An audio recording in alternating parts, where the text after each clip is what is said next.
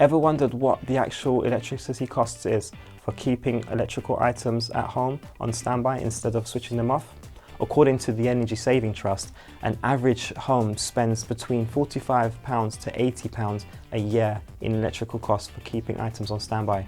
You might not think that's a lot of money over a year, but think how much wasted electricity that is. Now multiply that by each household on your street, in your town and across your country. That's a lot of wasted electricity.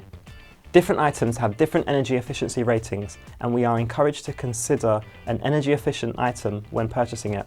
Did you know that a laptop can use 85% less electricity when compared to a desktop PC?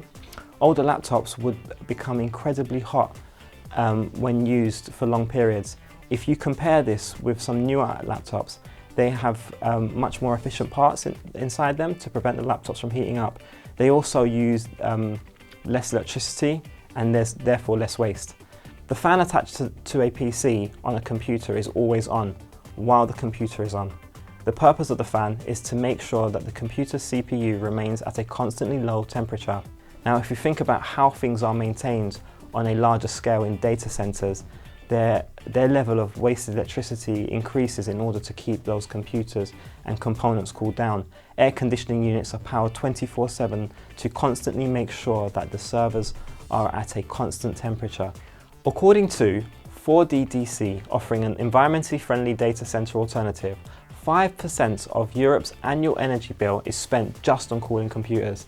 In legacy data centers, usually those computers older than 5 years, this can often account for nearly 40% of the power consumed.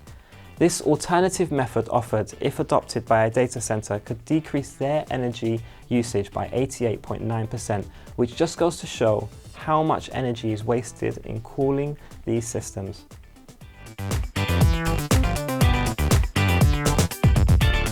Medics and lawyers can only practice in their field if they belong to a self-regulated professional organisation.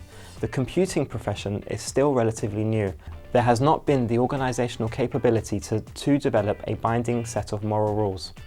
The British Computing Society has published a code of conduct they expect their members to follow. These outline a duty to be followed by professionals and outline expected moral behaviour. Although these are not legislated in law, members can be expelled from the society if they do not adhere to the Code of Conduct. The Code of Conduct covers 4 important areas: obligation to public interest, professional competence and integrity, duty to relevant authority, duty to the profession. By adopting a professional code, an organisation benefits from gaining in public trust. The profession uses the Code of Conduct to self-regulate the behaviours of its members. The Code of Conduct instills ethical values, which is acceptable behaviour. Ethical codes of practice are needed as computer professionals have access to a lot of sensitive information that could be misused. A computer professional will have access to a company's data as well as financial and medical records. The Code of Ethics sets clear guidelines what is expected from individuals working under the trust of their employers.